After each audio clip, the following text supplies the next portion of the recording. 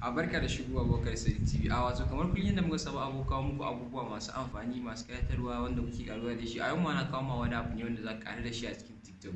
Wato yadda za ka duba search history. Ko da kana cikin kallon TikTok ne sai ka je kan wani bidiyo kana so ka kalle shi sai mistake ya sa ka fita ko kuma ka wuce shi ka kasa dawo da shi. To a cikin bidiyon nan zan nuna ma hanya mai sauƙi wanda za ka duba search history, za ka duba watch history.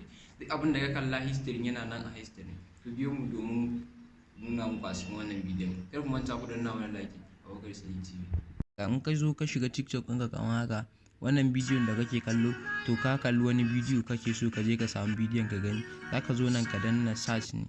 Kana zuwa search haka sai ka je ka searching dot, kawai za ka je ne ka danna full stop haka sai ka search. Kana searching zai kawo ka nan sai ka wannan danna view history ɗin nan.